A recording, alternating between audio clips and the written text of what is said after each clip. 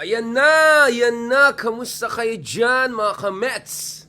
Mga ka-Meta on Facebook, mga ka-YouTubers on YouTube, at mga future, hopefully may live streaming na rin tayo sa TikTok.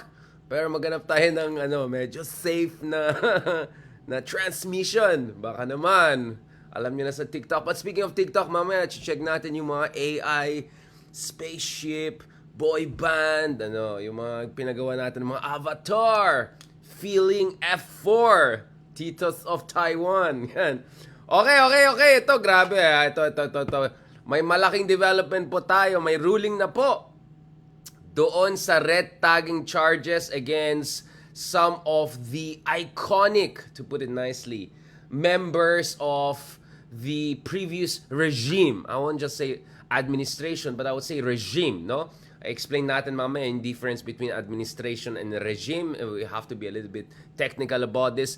So, ito yung isang rehimen dati na ito mga tao na mahilig talaga mag so-called red tagging. Pag-usapan din natin itong red tagging, bakit bawal yan, bawal ito, ano po yung sinabi ng Supreme Court ukol sa issue ng red tagging at anong implikasyon nito, no, na itong ruling na meron tayo laban sa red tagging, no, or individuals allegedly involved in red tagging in previous years. Boom! Booyaka siya! By the way, kamusta po dyan ang SMNI? Kamusta po yung mga latest dyan sa SMNI? Kamusta po yung mga pages nila? Ayan, hinahamon na tayo ng magdebate nung iba dyan. Yan. Mga Province of China Patriots. Ayan, talaga mga very patriotic for Province of China. Yan, next time na natin patulan mga yan. Now, medyo perfect timing itong ruling na ito because kung maalala nyo, kahapon lang kausap po natin si Undersecretary and Spokesman for the National Security Advisor Office na si Yusek Jonathan Malaya. Obviously, Yusek Jonathan Malaya is someone very interesting to talk to because he served under multiple administrations, including the previous Duterte administration. Now, obviously, me in my infinite niceness and diplomatic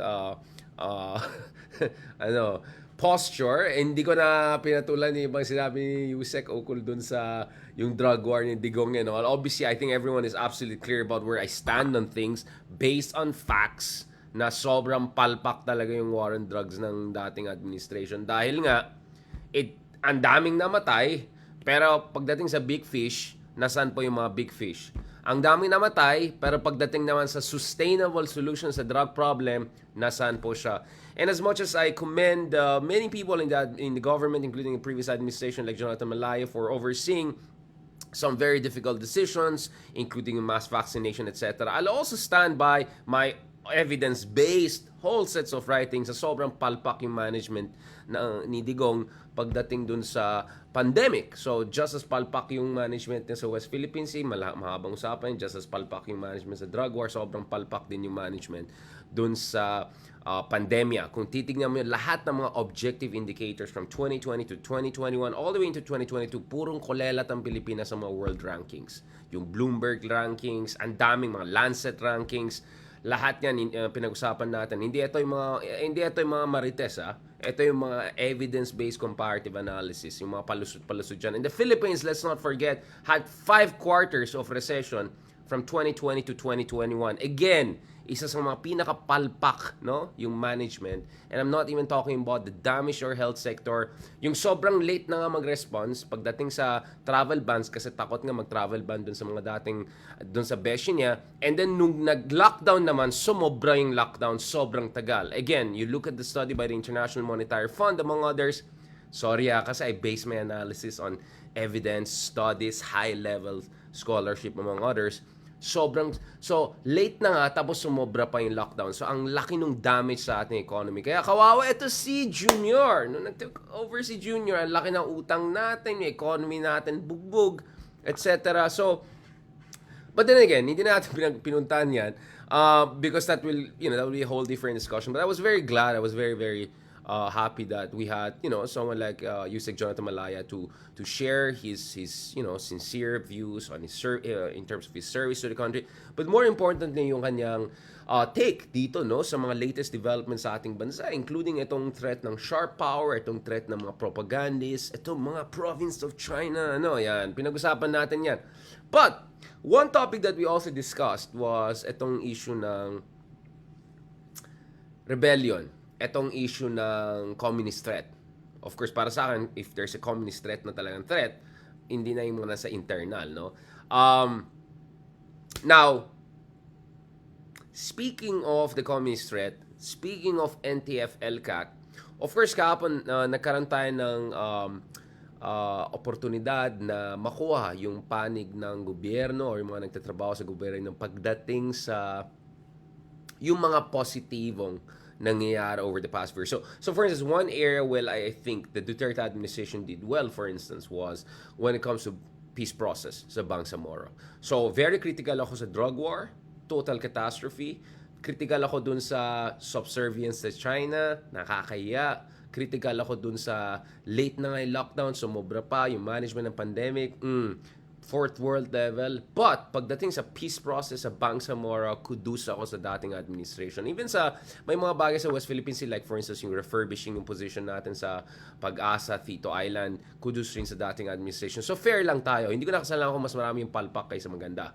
But it's also fair to talk about some of the good things that has been happening, especially yung barangay development projects, yung reintegration programs, and a whole host of comprehensive, multifaceted, development-oriented, bottom-up approaches na tumutulong dito, no, sa emaciate, no, ng communist rebellion sa Pilipinas. So the Philippines has been suffering from one of the longest-running communist rebellions anywhere on earth, arguably not only longest in Asia but also in the world. So malaki tayong problema. Now, just to be very, very, very clear about this, of course, may dahilan po na napakatagal itong mga rebellion sa Pilipinas.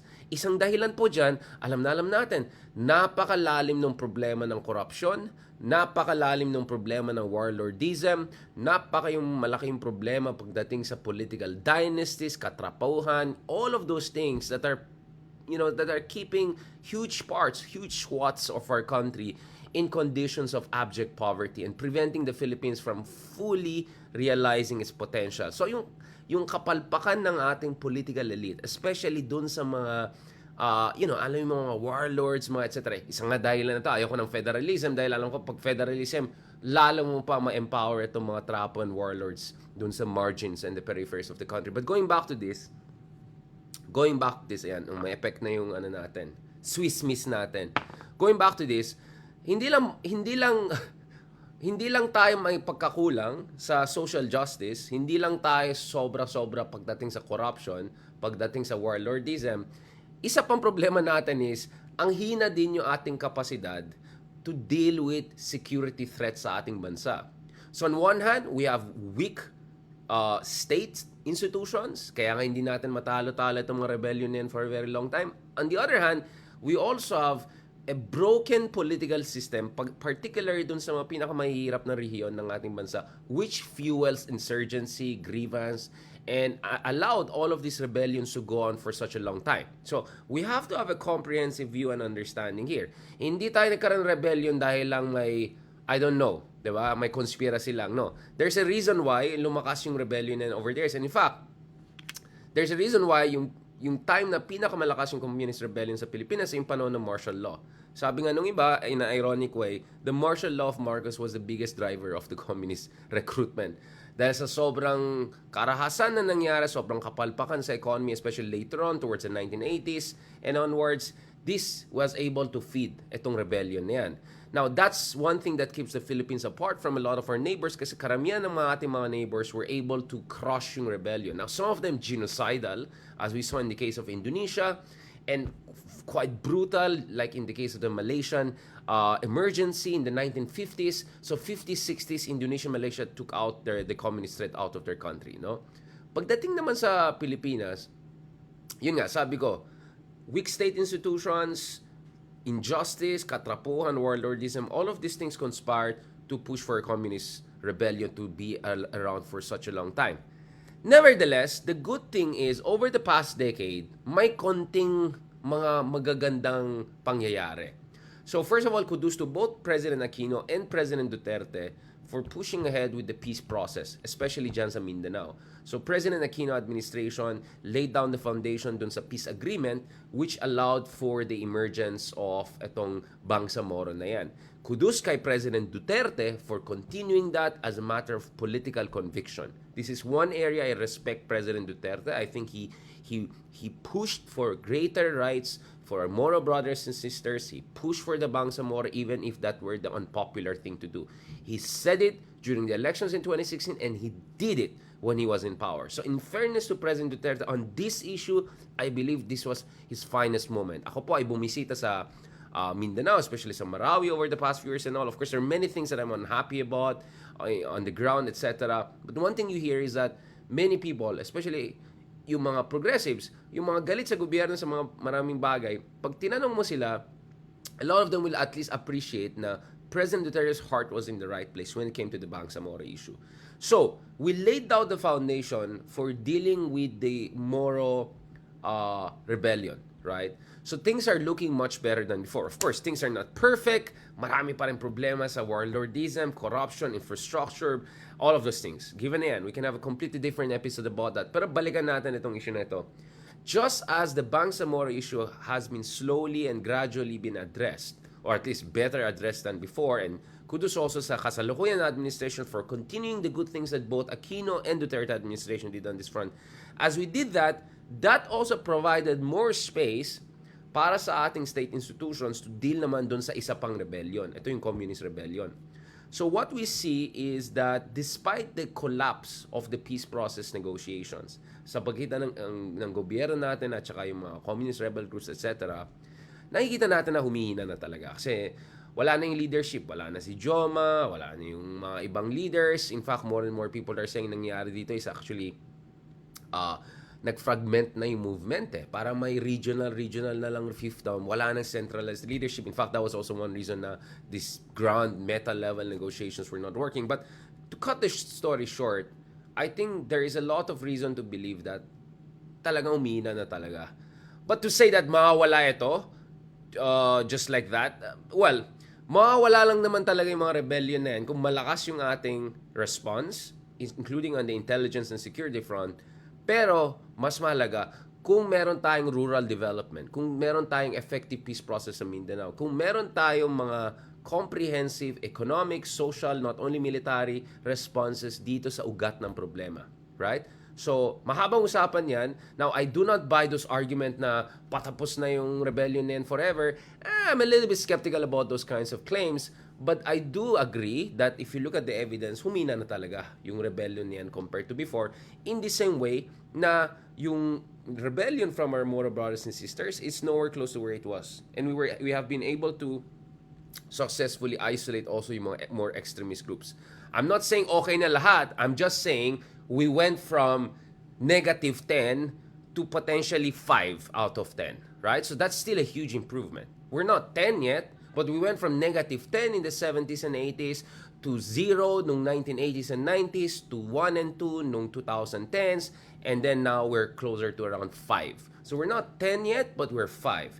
And 5 is very good when you consider we came from -10. Do you get where I'm coming from? Now, having said that, ang problema naman kasi dito is habang may mga legitimate reasons to cheer on our state institutions, to fight against, sources of threat to the country, to the integrity of the Philippine Republic. At the same time, ang naging problema kasi dito is na-weaponize in an ideological propaganda-driven way etong legitimate efforts to make the Philippine Republic a consolidated republic. Because of course, ayaw natin yung may rebellion at gulo. Kasi anong klaseng bansa yan? Di banana republic na tayo. Of course, we want a stable country. We don't want rebellion. But of course, as I said, you have to deal also with the sources of rebellion. We have to understand saan galing ito. What drives people into these kinds of rebellious movement. Kasi nga, sobrang palpak yung situation on the ground, right and left. But that doesn't mean na ganyan na tayo at tanggapin na lang natin yung situation. No, because we're never gonna be a strong republic if we have a constant state of rebellion. More than most of our neighbors, if not all of them. Now, ang problema kasi dito is this. Sa ilalim ng dating administration, alam niyo naman, na-interview naman natin yung mga ibang kaibigan natin dyan from different sides of the political spectrum. Of course, earlier we had Congresswoman Franz Castro who discussed yung kanilang tragic, experience under the Duterte administration. Because alam natin, dun sa first year ng Duterte administration, President Duterte, a self-described socialist, no? A self-described socialist. Sinabi niya, ito, ilabas natin para makita niyo ba? Hindi naman tayo, lahat naman ng sinasabi natin, based yan sa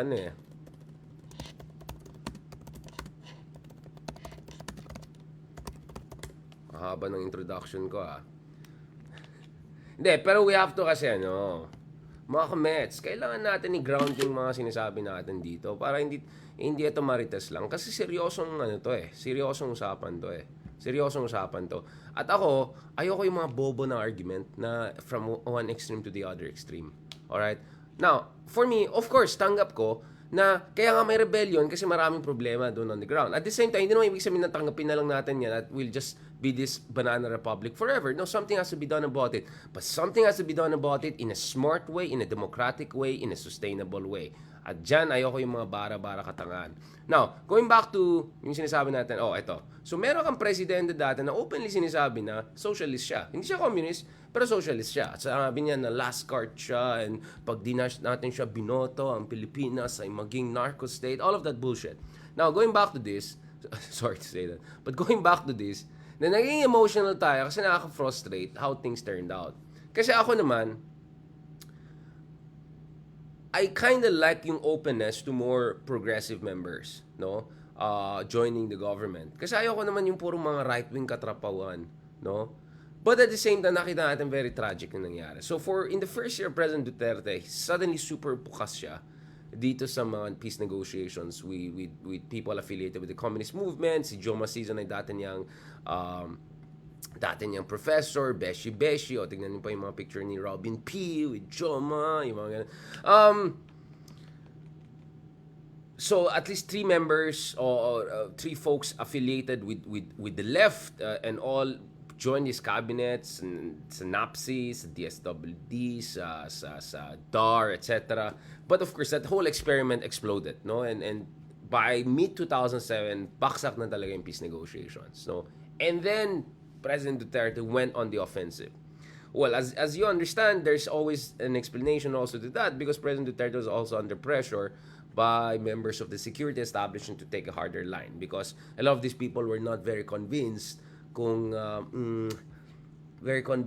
tama yung magiging mabait masyado or peace process. Yung ganito yung reading nila. In fact, President Duterte on many occasions himself said, military will oust me if I don't listen to them on some issues. Alright? So, parati niyang sinasabi yun ni Digong yan, no? And I wrote something on that issue for quite some. In fact, you can look at my op-eds sa New York Times. Dito, in-explain ko kung saan there are times na si Digong pa yung mas takot sa security establishment than the other way around. So, you can look at the op-ed I wrote on this complex relationship between Digong and the military for greater details. Check nyo yan on yourself. Now, I can be more cheeky or more provocative and put yung mga pictures ni tatay, dancing. Okay, anyway. So, ito. So, if you want to have better understanding, but a short version, look at my op-ed for the New York Times. I wrote a few years earlier. The title is Not Duterte's Personal Army. Interestingly, it came on the same page where Bernie Sanders also had an op-ed that day. But anyway, ibang usapan yan, baka ma-redtag ako.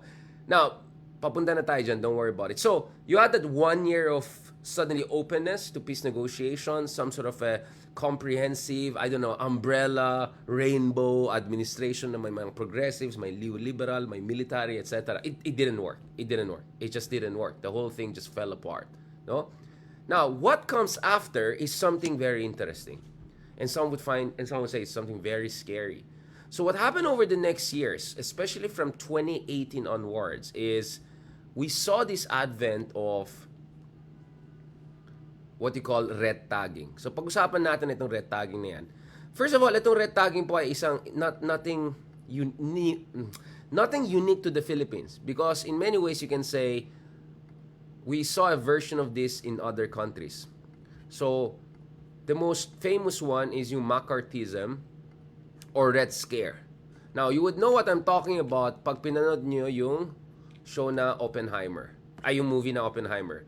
Remember, Oppenheimer himself is believed to be one of the victims of Red Scare or yung red tagging version ng Amerika. No? Kung saan, because Oppenheimer himself did oppose the building of hydrogen bomb, and because his brother and people in his circles were close to the communist movement in Soviet Union, they were accused of being essentially the front or aiding efforts by the Soviet Union, etc. So eventually napatanggal ito si Oppenheimer in terms of his security clearance, and he was very much harassed, and he was, in an American sense, red tagged, no? So we see that very famous, very important people, including people like Oppenheimer, in one way or another, had their own experiences with red tagging. So this is nothing unique to the Philippines. But let's not forget, the Philippines was an extension of American empire during the Cold War period. And some of our presidents, including President Magsaysay, for instance, had a very close relationship with the American security establishment, who were very much focused on defeating the communist movement, yung Hook Rebellion sa Pilipinas. Now, I'm not going to go over into this. I'm just giving you guys some general ideas on what to research. I'll put that in the link. Okay? Now, sa konteksto ng Pilipinas, nagkaroon din tayo ng sarili natin version ng McCarthyism or Red Scare na tinatawag na red tagging. I just want to bring out this red tagging thing. And then we'll discuss how it went crazy. Right?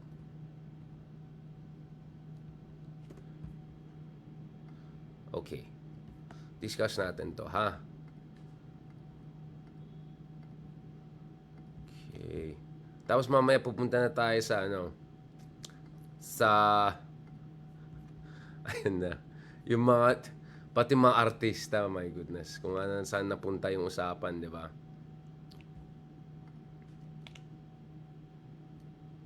Just trying to bring the exact quote para makita nyo. Pinag-usapan natin dito. Okay.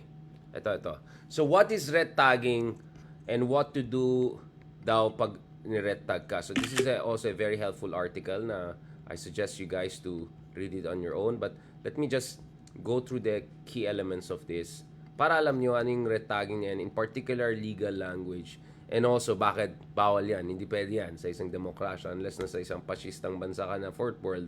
Now, ibang usapan yan. Thankfully, we're not in that system, or at least not yet. Now, so the Commission on the Human Rights calls red tagging as a form of political vilification or red baiting. So, actually, meron tayong Supreme Court opinion on this. So, for instance, there was this opinion by Supreme Court Associate Justice Marvick Leonen who said that, quote, red tagging is, quote, the phenomenon of implicating progressive civil group leaders to heinous crimes. Parang yung preposition dapat hindi to in heinous crimes. Anyway, preposition was never a strength of our people. Anyway, mamaya tayo. Okay, so etong red tagging po, meron na tayong may definition na po tayo, 'di ba? And when it comes to red tagging, ito yung situation kung saan, 'di ba? Kung saan in-implicate ka in kind of a communist rebellion laban sa estado ng Pilipinas, no? So you're implicated in a very serious crime because on the surface may dating ka na may sinasabi ka na medyo malapit dun sa sinasabi siguro ng mga komunista or NPA, etc. So that's why what's happening is that a lot of people na galing sa progressive background, may pagka-leftist, socialist, Marxist background, even if wala silang any affiliation, any proven affiliation whatsoever with the NPA or the Communist Rebellion, inaakusa sila na front sila ng mga yan. Kaya nga, very careful dapat tayo. When people use the terms na itong tao, ay itong organization, ay isang front ibig sabihin, ano lang, fake na kunyari, hindi related, but actually related dun sa Communist Rebellion, therefore, extension ng rebellion against the state. You have to be very careful about that. You cannot just you cannot just accuse anyone of that, because if you do that without evidence, then you are engaging in red tagging, right? A form of political vilification or red baiting, no? Na you implicate progressive civil society groups in heinous crimes, including rebellion against the Philippine state. So, sobrang seryoso ito. Hindi ito biro-biro lang. Alright? So you cannot just go out there and just randomly accuse people of being a front for the communist movement or being NPA or you cannot do that. Unless you have evidence. If you have incontrovertible evidence, then, therefore, you have to act upon it through the existing constitutional procedures. But you cannot just go out there and do that. Now, the problem is, after yung bumaksak, itong, let's just put it, short phase, short honeymoon between Digong and itong some of the leftist groups, biglang nag-overcompensate yung isang side, no? And then went on this complete offensive. And the next thing you know is this super phenomenal red tagging. And then, you have a situation whereby it became so ridiculous, okay, sa isang banda, meron pa mga nagsasabi na magkakaroon ng Red October sa Pilipinas, di ba? Kaya may mga nag-respond, anong Red October? Baka Oktoberfest ng beer ang mangyari sa Pilipinas, hindi Red October. Alam mo yung sinasabi nung dati, I think this is 2018, di ba? Nung sinasabi na magsasama yung mga Reds at mga Dilawan at katulad sa nangyari sa Russia sa October Revolution, magsama sila at oust nila yung Philippine regime. All of those kind of nonsense, right? And at some point, you have former Defense Secretary Lorenzana politely coming out and said, wala yung mga Oktoberfest, hindi itong October Revolution plot, yung mga ganon. So doon pala makikita mo na things are getting a bit scary.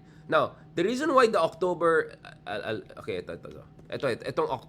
itong Red October plot, the reason why this was a bit worrying is because, diba, anyone na akusan mo na malapit sa communist movement, etc., you can essentially extend the argument and say, kasama sila sa isang plot laban sa government. Diba, naalan yung walang kwentang matrix na yan na sinabi na ito yung mga involved, tapos kung sino-sino nandun bigla sa listahan. Now, one scary thing is that some of the hardliners, alam niya sino mga yan, binibigyan pa ng interpretation na baka mangyari dito, magsama yung mga Dilawan, magsama yung mga pula na sa kabila, tapos gagawa sila ng plot, ganun. That was very scary because now, hindi lang yung mga progressives, but yung mga liberals or anyone na critical sa gobyerno na may sinasabi na hindi sang-ayon sa sinasabi ng gobyerno, biglang pwede mo sabihin, ay baka ano yan, kasama yan dun sa plot na yan. So, that kind of conspiratorial thinking, paranoia, and some would say propaganda and nonsense, that was getting very, very scary. And let's not forget, lahat na yan nangyari habang nangyayari itong mga EJK issue na yan. Habang nangyayari itong very violent drug war. Kaya nakakatakot po talaga nung panahon from 2018 onwards. And then, it became even crazier. So, mamaya na yung Oktoberfest na yan, di ba? It became even crazier. At some point, meron tayong situation kung saan ba't yung mga artista damay-damay na. So, you had this situation whereby, kawawa talaga itong batang to, si Liza Soberano, di ba? Dahil dun sa supportan ni Liza Soberano sa Gabriela Women's Group, na isang progressive group na fighting for women rights, biglang winawarn siya na biglang parang nire-retag na si di ba? Si Liza Soberano. Let's not forget that. It became a very ridiculous situation, right? So ikaw, isang artista, isang magandang tao na sikat, may sinabi kang maganda ukol sa isang organization dahil sang-ayon ka sa kanilang adikain, in this case, women rights, etc. Tapos next thing, biglang, hindi, ikaw, baka, hindi kang ganyan, itong mga to, ganyan. That's scary. That's not good. That's not good stuff. That's scary stuff. And then, mamaya, Batis Angel Locsin, di ba? Who's very known for her progressive, proactive contribution to civil society. Pag may mga communities na apektado, nakita natin, di ba? Na at some point, Angel Locsin also came out and said, tama na yan. Kalokohan itong stop the red tagging na nangyari na kahit sino, kahit mga simpleng tao or artista, etc., kung may sinabi ka na medyo malapit dun sa sinabi na ibang groups na inaakusa na front ng NPA movement or biglang, meron kang joint events or may picture kayo together, next thing you know, biglang nire-retag ka na. And that's a very, very scary situation kasi slippery slope yan. Kung saan-saan pa. So you have a situation whereby from Liza Soberano to Angel Locsin, kung sino-sino na lang, di ba? Na almost nire-retag na, di ba? So, that's why talagang medyo madness na yung situation na nangyari during those years. And that's, alam ko ngayon kasi gusto natin pag-usapan yung Formula O, gusto natin pag-usapan yung mga travel ni Junior, etc. But, for a lot of people, including people like us, who are journalists, who are thought leaders, etc., it's hard for us to forget what was happening not long ago. Because kahit sino pwede ma-red tag. Diba? You have this very ridiculous situation. Angel Locsin, Liza Soberano, I mean, these are to come out and, clarify or push back against any kind of insinuation that in one way or another, they are involved in any movement that tries to undermine the integrity of the Philippine nation state, right? Or they're involved in rebellion. Katulad sinabi ni Justice Leonen, di ba? Red tagging is when you're implicating anyone because of their progressive values, etc., in commission of heinous crimes like rebellion against the state. These are serious charges. Kaya naging sobrang ridiculous na yung situation. Now, mabait naman tayo mga kameta. Hindi natin puntaan itong case by case basis. Alam nyo na yung sinabi ni Lorraine B at saka si General P. Kaya na bahala. You can check it on your own, etc. So things were getting really crazy. In fact, things got even so crazy, right? Na even si Mayor Magalong ay parang nire-retag na. But medyo hindi na official yan because this was already by someone who was no longer in the government by this time, no? Diba? I mean, that's what I'm saying. Once you go down the road of kaiwanan, it's a rabbit hole. It's a rabbit hole. So, okay. So, ito just when you thought it's getting crazy, Liza Soberano ni-retag na, Angel Locsin ni-retag na, diba? Now, just when you thought that's crazy, ito pa yung nangyari, diba? And this is beyond digong time na yan. But ito si Mayor Magalong, diba? Dinamay pa sa mga kalokohan na ganyan. Buti pa si Mayor Magalong palaban. At ito yung crazy. Mayor Magalong is someone from police. He's a PMA graduate. Like it takes really next level kaiwanan, to try to even question someone like Mayor Magalong's loyalty to the Philippine state. This guy literally risked his life on multiple occasions to fight for a candidacy. Question mo yung ganon. So, this is how really crazy things were getting. So, ito yung sinasabi ko. Nabuisit talaga si Mayor Magalong earlier this year. Yun nga kaya nga sinasabi ko dapat yung iba sa opposition dati pa, lumaban na kagad. Pag walang kwenta yung mga kasong-kaso niyan, fight back against it. Wag lang passive. So, ito si Mayor Magalong, buwisit siya sa mga walang yang yan.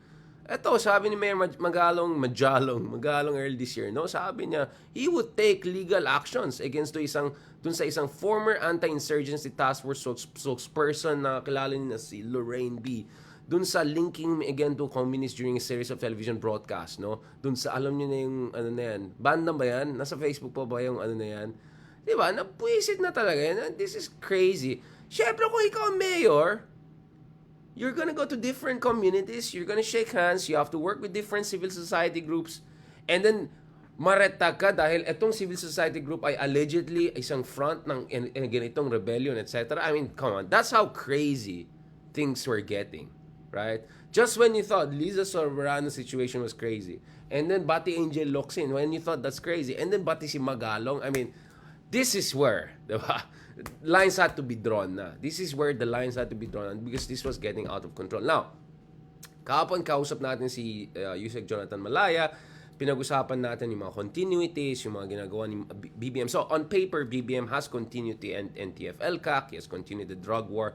But clearly, sa ilalim ng kasalukuyan ng administration, there's tweaking that is happening. No? Yung idea is that hindi pwedeng bara-bara style like before. Like, we agree in principle, we have to deal with rebellions, we have to deal with threats to the country, we have to deal with drugs, pero hindi pwede bara-bara tatay style. No? So I'm just explaining to you guys how things have been getting out of control over the past few years and all. And that now, finally, meron tayong ruling na some of the, yung talagang bagong, Pilipinas, bagong mukha. Yan, yung mga ganon. Yung mga mukha ng, redtagging, ganon. Medyo na, alam niyo na this. Okay. Pag-usapan natin yan. Ito pa, nahanap ko pa tong picture pa ni Angel Locsin, no? Na-meet pa niya si General nung time para i-clear yung issue ng redtagging sa kanya. Ito. Punta natin tong update na yan. So, ano po yung ruling ng Ombudsman? Bagong Pilipinas, bagong mukha. Yan kasi, naalala ko talaga nung time ni tatay, yung mga iba dyan. Sobrang believe kay tatay. Believe siya kahit anong sinasabi ng tatay. O, nasan na kayo ngayon? Asan na kayo ngayon, diba? Ayan tayo eh. Kaya kahit patawa-tawa lang kami ni R&R show namin ni Ronald Llamas, alam niyo, seryoso kaming tao. Hindi kami nagbibiro dito. Okay? So ito, pag-usapan natin itong mga kameta. Talaga, Ito. So, Ombudsman finds ex-NTF-ELCAC execs General Parlade, ex-General Parlade, and Badoy guilty of redtagging. Ito na. Basahin na natin yan. Mga kamets. Ayan, yung mga kabatas. Ayan na naman tayo. Mga ka-facts first fanatics. Facts first fanatics. Yan. Mga katulfo. Nasaan na kayo? Pag-usapan natin to. Wait lang, nawala tong article na yun. Ilabas natin. Ay, nako. Hanapin natin. So guilty of redtagging. So, bawal po yung redtagging. May mga syunga nag-comment dyan. Ay, mali pala yung redtagging. Walang iya talaga yung mga... Ay, nako. Okay. So, the Office of the Ombudsman has found former Anti-Communist Task Force spokesperson, retired Lieutenant General, two-star ba yan? General Antonio Parlade Jr. and former, junior din pala, and ex-Undersecretary Lorraine B. guilty of committing conduct prejudicial to the best interest of the service for redtagging activists and organization. In a decision released kahapon, signed by Ombudsman Samuel Martires. Ibang usapan pa yung Ombudsman, alam niyo na, ibang usapan yan. Parlade and Badoy were reprimanded after the Ombudsman found merit in the complaint of the National Union of the Philippines Lawyers, NUPL, kung saan sabi na nire-redtag sila. However, according to the Ombudsman, it finds no reason to push grave misconduct charges against the two former National Task Force. So, parang slap on the wrist lang ba ito? As red tagging or red baiting does not constitute any intentional wrongdoing or deliberate violation of law or standard behavior. Nevertheless, ang Ombudsman held Parlade and Badoy accountable for conduct prejudicial to the best interest of the service because their statements used to criticize yung mga grupo katulad ng NUPL do not constitute actions that would, quote, amount to what a reasonable person would conceive as communist propaganda. In short, hindi po sila reasonable person when they were accusing people right and left of communist propaganda. Ayon sa decision ng Ombudsman Office, these matters are not communist propaganda, referring to yung mga statements by National Union of People's Lawyers as dissent and upholding of individual rights are vital in a vibrant democracy. As such, the importance of raising awareness or highlighting these issues to the public cannot gainset. May mali ata dito. Consequently, the aforementioned statements duly tarnish the image of NTF-ELCAC as it perpetuates the notion that it is being used. Ito. Pakita ko yung quote sa inyo para makita. This is a very important one. In short, mali itong mga ginagawa nila kasi nasisira yung imahe ng something that in theory is a legitimate effort by the government to eliminate threats to the integrity of the Filipino nation state. Diba? Ito. Tingnan yung quote na ito. This quote is very important. Ito, consequently, the aforementioned statements by these individuals tarnish the image of NTF-ELCA as it perpetuates the notion that it's being used as government tool to silence dissent or opposition instead of legitimately pursuing its ultimate goal of lasting peace and ending the armed conflict with the communist rebels. Boom! Yan! That's a good way of putting it. Exactly as I've been saying. To be honest, hindi ko pa binasa yung ruling kanina bago ako nagsalita. But essentially is what I've been saying, right? Oo. Of course, ayaw natin yung watak-watak yung bansa natin. Ayaw natin yung giyera ng patpatayan ng mga Pilipino. Ayaw natin yung situation kung saan yung integridad ng ating bansa is being challenged from inside. We don't want that. But that effort should not be weaponized or should not serve as a pretext na kung saan ireretag mo na kung sino-sino na ayaw mo or sa tingin mo ay ganyan-ganyan. Dahil isa po tayong demokrasya.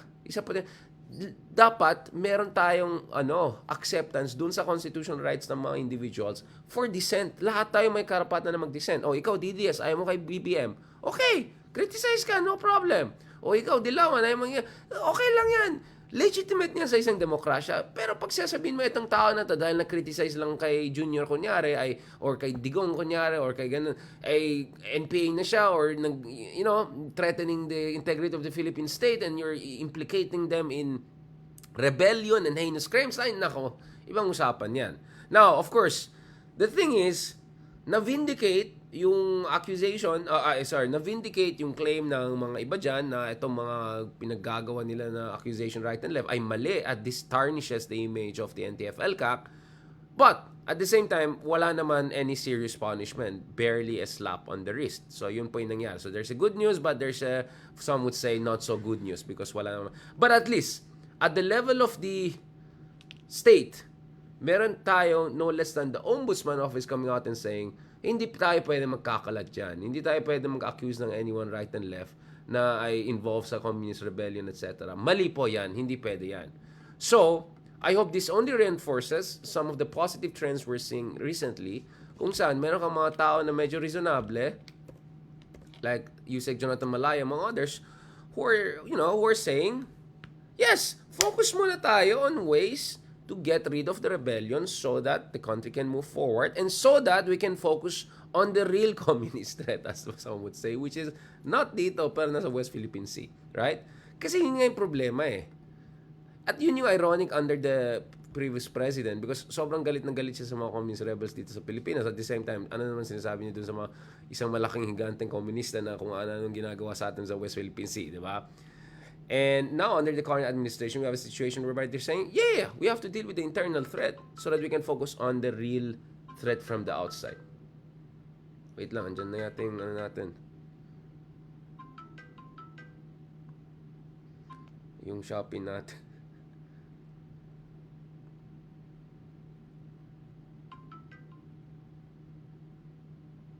Ayan. Mabilis Ayan, gutom na ako. Anyway, I hope naintindihan ko saan tayo galing kasi complicated talaga itong mga bagay-bagay niyan di ba? Again, let's be clear. Katulad ng sinabi ng Ombudsman Office, talagang kailangan natin itong ultimate goal of lasting peace and ending the armed conflict with the communist rebels.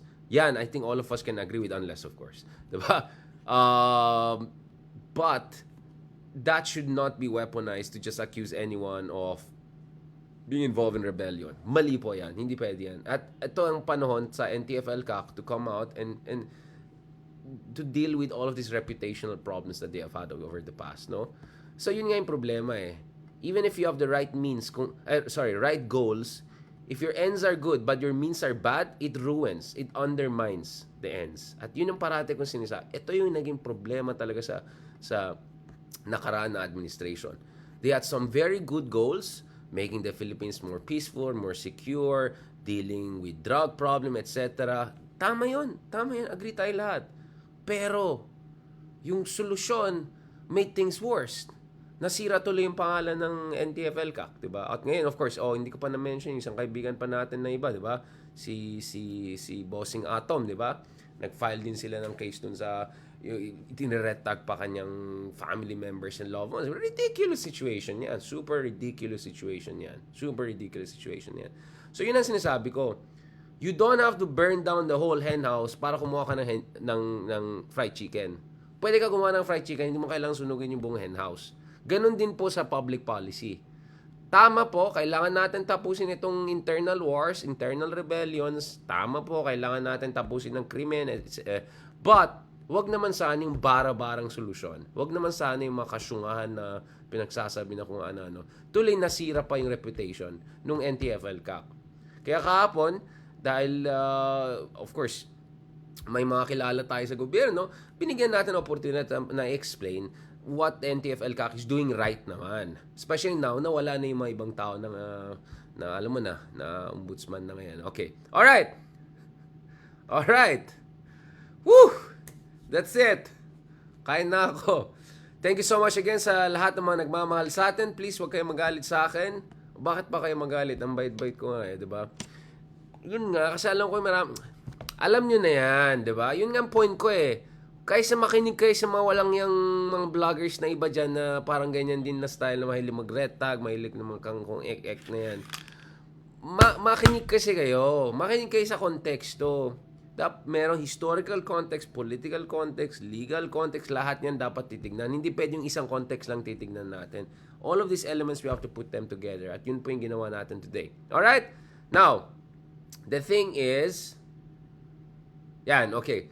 So, in the coming days, hopefully, ma-interview din natin yung mga ibang mga legal luminaries para pag-usapan naman natin yung mga latest sa West Philippines, including DOJ, Department of Justice, among others, looking at the possibility of filing arbitration case against China because dun sa mga environmental damage na ginagawa sa atin. Of course, it's quite ironic because at the same time, you have the issue of ICC, DOJ saying wag makialam, and then now gusto natin gamitin arbitration laban sa siya. Okay, mahabang usapan yan, pag-usapan natin next time. Alright? Thank you very much mga kameta. I hope you have a lovely day and hope to catch up with you guys soon tomorrow. We hope to have another collaborations. Tingnan natin posible na naman si Leloy. Otherwise, baka natin si R&R ulit. Si Ronald. Okay, maraming pag-usapan. Thank you very much guys and talk to you soon. God bless. Ay, sige na nga, mag-thank you na rin ako sa inyo. Pansinin ko kayo, Kyle. Tawagin ko si... Alright, thank you kay Annabelle Gamoras, Cook Jihan, kay Ma'am Jocelyn Lambert, thank you so much as always, kay Brigida Rubio, kay Nora Rogue, Riza Oraya, Felipe Nunez, Riz Annie, Grace Yonzon, Debbie Sescon, Annabelle Gamoras, Teo Banluta, Bobby Sarmiento, yan. Thank you so much sa inyo. Norma Taray, ayan. Taray dyan. Roque Porras, akala ko hi Roque. Kaka Alvin Kuya, yan. Thank you so much. Kay Sid Glor, yan. Thank you. Dami na comment dyan. Kay Jenya, yan. Thank you din dito sa mga kaibigan natin. Shoutout natin dyan. Si Poco Chan, My Heart Hairy Kids. Grabe naman yung pangalan niya. Kay Ma'am Victoria Baltazar, thank you so much also for your support. Kay Mel Gon, ayan. Amigo Salvatore Musis, gracias for joining us. James Santos, Gianna Nuero, ayan. Andito rin si Ma'am pala Jocelyn Lamberio, thank you po. Kay Joy O, ayan. Thank you so much. Don't worry about that. Bukas, balikan natin. Marami pa tayong pag-usapan. But I just found it very interesting na just kahapon as we were talking about NTF-ELCAC, etc. Biglang lumabas itong ruling by Ombudsman Office laban dun sa mga nagkakalat at binibigyan ng masamang reputasyon. Ang legitimate effort by our government to bring a degree of integrity to our state institutions and our nation state. At the same time, parati ko sinasabi, hindi pwede bara-bara, hindi pwede purong gera-gera. Ang solusyon talaga sa rebellion, etc. is a comprehensive response dun sa ugat ng problema. Yung warlordism, corruption, lahat ng mga kalokohan na nangyari which has been driving people into the arms of rebels. You have to deal with the root of the problem as much as you also have to deal with the immediate security threats they're posing to our country. On that note, thank you very much. God bless and talk to you soon. Baka mga mawala to.